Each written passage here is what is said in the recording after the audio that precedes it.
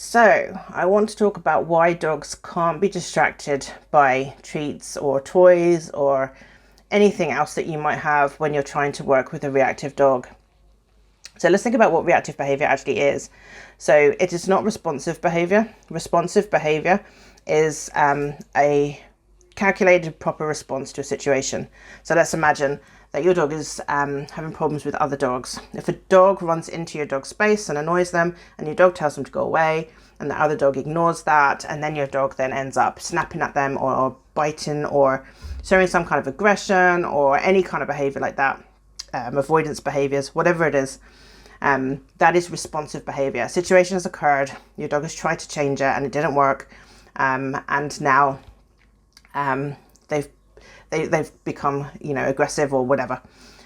So they have responded to a situation. Reactive behavior is different. Reactive behavior happens when a trigger, for example, this dog walks into the park maybe. So nowhere near your dog, he's not looking at your dog, he's not even thinking of coming near your dog, he's just calmly standing in the corner, and your dog is now getting upset, they're getting they're avoiding, they're up on their back legs, they're barking, they're shouting, all that kind of stuff. So that's reactive behavior. There was no real need for the behavior, whereas with the responsive behavior, that was responding to an actual situation. So those are the differences between reactive and responsive. So when we talk about reactive behavior, this is like an irrational reaction to something that's happening. And this is mostly really driven by the need to stay safe. At some point in your dog's life, they have felt unsafe by the presence of a dog, or whatever your trigger is, they've felt unsafe by the presence of something that is like it. Dogs are easy to kind of explain, but you can just imagine any kind of trigger really. And this could have happened for lots of different reasons. Maybe your dog was just having a rubbish day and a dog ran over to him and he told him to get lost, and the other dog ran away and it made him feel better. Maybe he's got a genuine reason, a really good reason. Perhaps a dog has attacked him in the past or barked at him when he didn't feel good or whatever. But for some reason in his past, your dog has felt unsafe in the presence of whatever it is that's triggering him. So now as soon as he sees that trigger, and it doesn't matter how far away it is, it doesn't even have to be an exact version of that trigger, it could be something that's a bit like it, that would then trigger your dog to go into a fight or flight response, which is the emergency behavior. That's the emergency part of his brain has now taken over, and what is associated with that is adrenaline, which has made him stronger, it makes him louder, it makes him faster, it makes him much more focused, and it turns off all kinds of reward seeking behavior. So he'll not be looking for treats, he'll not be easily distracted by you talking to him, he's not going to be interested in toys or anything like that.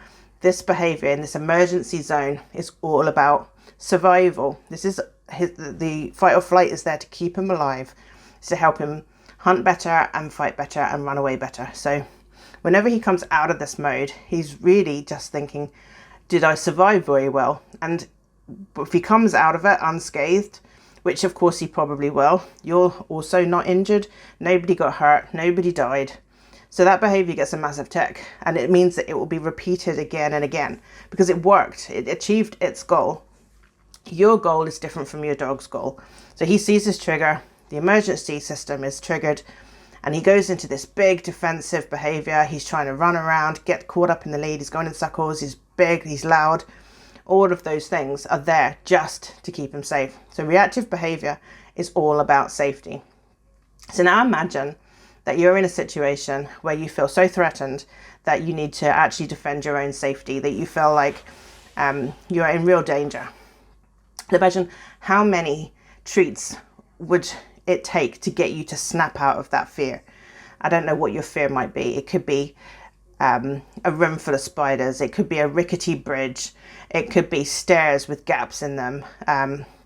It could be, I don't know, shadows. People have all different kinds of fears. What is your fear? Imagine you're faced with a big dose of it. What would it take to overcome that fear? And I can imagine that you're probably sitting at home going, there's nothing I would do. You could not get me into that room. There's not a enough Ferrero Rocher in the world to make me touch a spider. I'm not going to cross a bridge just because you've laid out a little row of chocolate orange segments on it. I'm not going to do it. Doesn't matter how good the pizza is, on the other side of that bridge, I'm not going. And that's how your dog is feeling. So when we're trying to distract them with treats and we're trying to distract them with toys and things like that, all we're really doing is just getting in the way. We're hindering, we're adding more emotion, more excitement, more everything into this situation.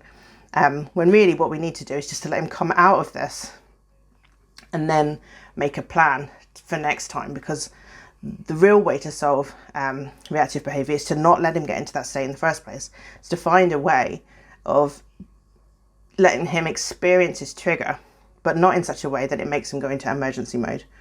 And that's a science in itself, but essentially it just comes down to creating enough distance that your dog can see the trigger without going into a panic mode.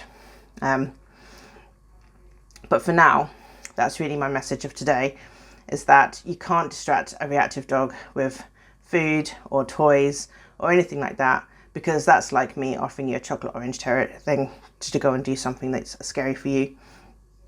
We look at Maslow's pyramid of needs, we can see that anxiety and fear is right down the bottom.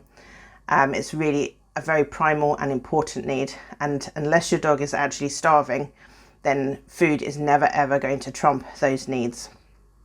Food is on the pyramid of needs, but if he's a well-fed dog, then that need has been met. So food will not be more important than anxiety or protecting his safety or protecting your safety. So in a nutshell, that's basically why you can't distract a reactive dog when they're experiencing a trigger and they're in a reactive state. Hope that's helped. Take care for now. Bye bye.